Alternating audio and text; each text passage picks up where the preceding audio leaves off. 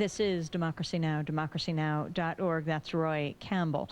And I'm Amy Goodman. As we turn now to John Perkins, returning to our airwaves, author of Confessions of an Economic Hitman. Years ago, he wrote the words, "Economic hitmen, EHMs, are highly paid professionals who cheat countries around the globe out of trillions of dollars. They funnel money from the World Bank, the U.S. Agency for International Development, and other foreign so-called aid organizations into the coffers of huge corporations and the pockets of a few wealthy families who control the planet's natural resources. Their tools include fraudulent financial reports, rigged elections, payoffs, extortion, sex, and murder. They play a game as old as empire, but one that's taken on new and terrifying dimensions during this time of globalization. I should know," John Perkins writes, "I was an EHM, an economic hitman." Welcome to Democracy Now! Thank you, Amy. It's great to be here again. Well, since we have last talked, many things have taken place, from the World Trade Organization meetings in Hong Kong to Evo Morales being elected in Bolivia to the New York City transit strike. Can you talk about the connections you see? I think we're seeing a real change in consciousness, which is something we called for here last year about the same time, and one of the reasons I wrote the book, because people need to be aware. We live in a democracy, and people need to be aware of what's going on, and I think increasingly people are becoming aware of that. Yes, Bolivia voted for Evo Morales, who ran on a very strong anti-corporation, anti-U.S. Platform, and now Evo Morales becomes one of 7 presidents in South America, representing over 80% of the population of South America, who have voted, presidents who have gone into office because they opposed American policy. We see in the New York transit strike laborers standing up to the corporatocracy saying, we deserve to have pension funds, we deserve to have health care, we deserve to have benefits. And yes, at the World Trade Organization in Hong Kong, we basically saw the corporatocracy beaten. In the end, they put together a statement that made it sound like things were all hunky-dory, but in fact the developing countries really won in that one.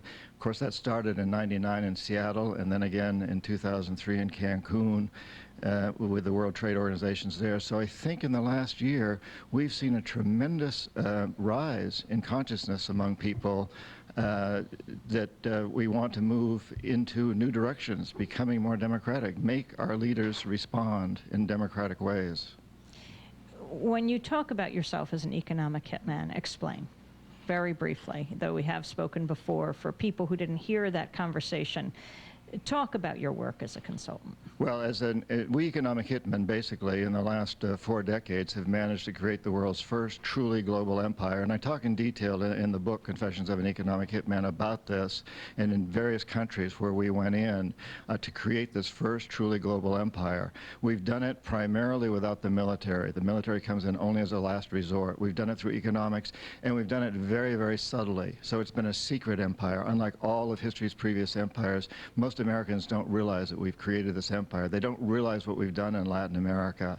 And the way economic hitmen work, we use many different techniques, but probably the most typical is that we'll identify a company that has resources our corporations covet, like oil. We'll arrange a huge loan from an organization like the World Bank for that country, but the money won't go to that country at all. It goes to big U.S. corporations, Bechtel, Halliburton, ones we all hear about all the time, to build infrastructure projects in that country. These projects, like industrial parks and power plants, benefit the very rich of those countries and do nothing for the poor except to leave the country in a huge debt, one it can't possibly repay, which means it can't give social services, education, health to its poor, and is put in a position where it doesn't repay its debts. So at some point, we economic hitmen go back in and we say, look, you can't repay your debts, so give us a pound of flesh. Sell oil to our oil companies real cheap, or vote with us at the next UN vote, or send troops in support of ours someplace in the world. And that's how we've created this empire. And we've done it without most Americans even realizing that it's happening. And explain who you were working for. Well, I was recruited by the National Security Agency, the agency that's getting so much attention right now because of spying on Americans, while I was still in college at Boston University. And the National Security Agency put me through a series of very extensive tests, including lie detector tests, personality tests. And I was in business school. They determined that I could be a good economic hitman. They also discovered a lot of weaknesses in my character. I like to think of them as kind of the three big drugs of our culture, money, power, and sex, that they could use as a hook to bring me in. So I was told from the very beginning by this amazing woman, Claudine, who's described in detail in the book, who was basically my trainer, that look, you're going into a dirty business. Once you're in, you can never get out of this business, but we're going to make it very attractive for you to go into this business. Now, you didn't join the NSA. No, I never worked directly for the NSA. I worked for a company called Charles T. Main, big consulting firm out of Boston. And these days, almost all of this work is done by private contractors. It's not done directly by the CIA or the NSA. They may recruit us, but we work for private industry.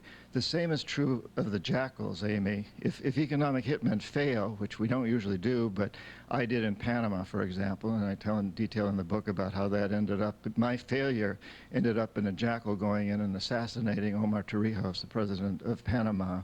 When economic hitmen fail, the jackals go in and either overthrow governments or assassinate leaders. And they too do not work directly for the government. These days they're private contractors. The days of the government agent, the old 007 who's licensed to kill, are long gone. When you say you failed, you mean what? Well, I was sent into Panama to bring Omar Torrijos around, to bring him into our system. And he refused to do that. He said, look, I know if I play your game, he told me directly, if I play your game, I'll become very rich. But that's not what interests me. I want to help my poor people. And so he said, you can either get out of Panama or play the game my way. Well, we decided to stay and try to bring him around. He never would come around. And I knew all along that if I failed to bring this man around, something dire would happen to him. And you know, this is what's going on in Latin America right now. Evo Morales is being visited this week by an economic hitman who's going into his office and saying, well, congratulations, Mr. President. Who? Who is he being visited by? Well, an economic hitman who has to remain nameless at this point. But well, we're going to leave it there for right now.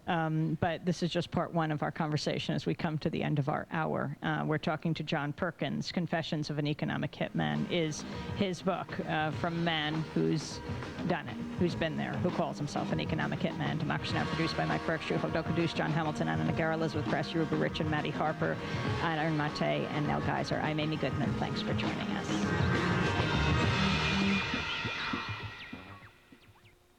We know they're not telling us the truth.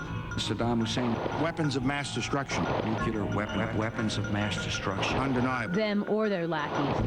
A new kind of war. A no-spin zone will take justice to them. American troops keeping Americans safer home. If we want real information, we'll have to do it ourselves. Tune into Source Code a week. A lot of hands to shake today. Supporters were even chanting his name in the streets of Bolivia. Evo Morales has been elected the country's next president, its first ever indigenous leader. The cocoa farmer turned politician is already creating an international reputation, calling himself the United States' worst nightmare. Connie Watson has more from the Bolivian capital of La Paz. Euphoria at the end of a very long road to victory. Evo Morales has come from extreme poverty to lead the most popular political movement in the country.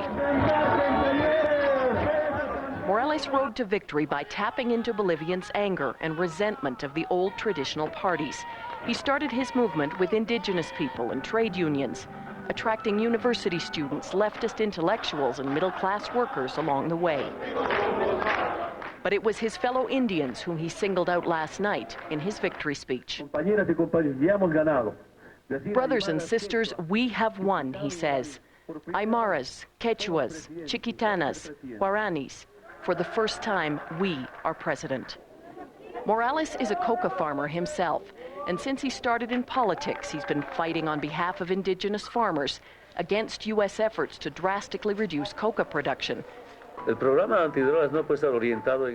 We will be part of a fight against drug trafficking, Morales says. But the war on drugs can't be focused on having zero coca and zero coca farmers. His election sends out yet another signal that Latin America as a region is going left. All of the most populous and powerful countries in South America are now run by presidents with socialist policies. Morales is one the U.S. is watching very carefully. Not only is he promising to legalize the coca leaf, he wants to take more control of Bolivia's vast natural gas reserves, second in size only to Venezuela's. He's warning international oil companies they'll have to pay up or move out. Connie Watson, CBC News, La Paz.